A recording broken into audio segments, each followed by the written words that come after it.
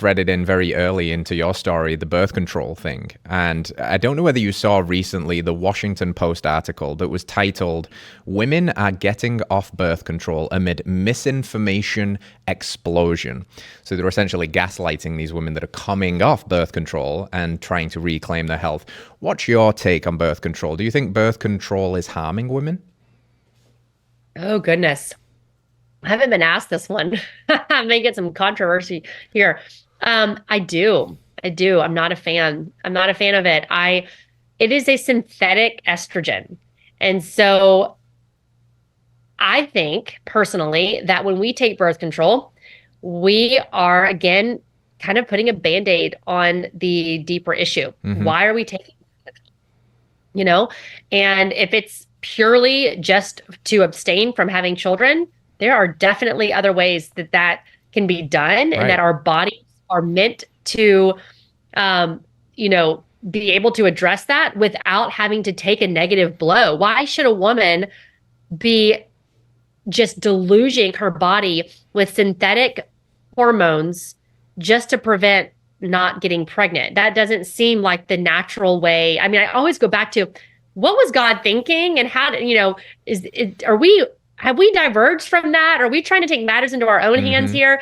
So by no means am I saying, okay, everyone just does, like natural family planning, go, find a Catholic and have them tell you how to, do a family. Like, that's not what I'm saying.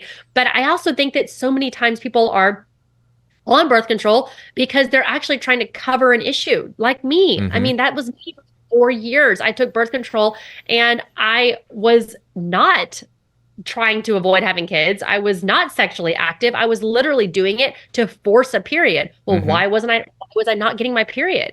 And so I talked to so many women, even today. I mean, it's crazy. Very recently, I was speaking to someone who has polycystic ovarian syndrome and was told the same thing as me. And here we are 14 years later. I'm like, have we learned nothing? She was told, get on birth control.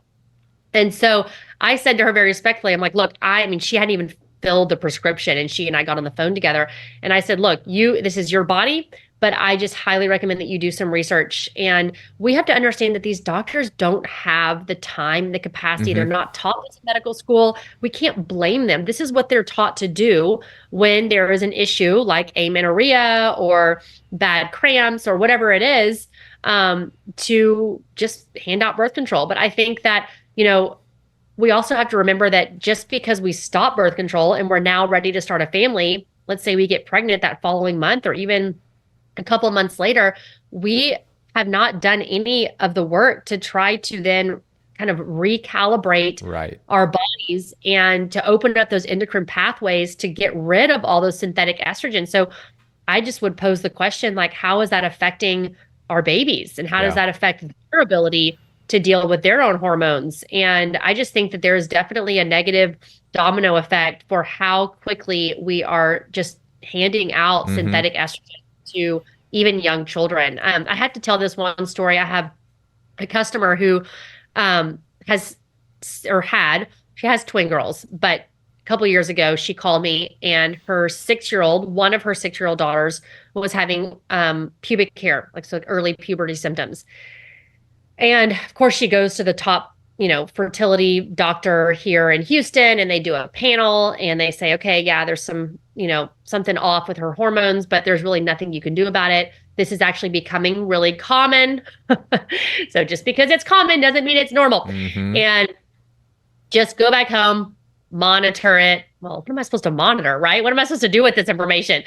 And we'll just keep checking her. I love that. It's just keep coming back every couple of months, and we'll just keep testing it, even though we're not changing anything. So she calls me and she says, I know you're going to not agree. I know you're going to say there's something I can do. And sure enough, this is someone who has the Austin air purifiers and the organic mattresses and uses Branch Basics. You can have all the things in your home that are good, but it's what you also have that could be undermining our health, right? Mm. And that's why we're all about removal. Don't just go out and say, I'm going to live a non-toxic lifestyle, and think it's really expensive because you have to buy all these things. It's not expensive. It's actually about removal. And so I said, okay, I need to know about any smells in your house. She's like, Allison, I don't buy any of that stuff. Like, we use glass containers. Like, we don't do any of the plastics. But sure enough, like I said, that age child, especially girls, like they just gather all these things from Hmm. parties and friends and stuff. So she went to their room and she was like, I was shocked at how many scented items there were. Took them all out. Within 6 weeks, she calls me back.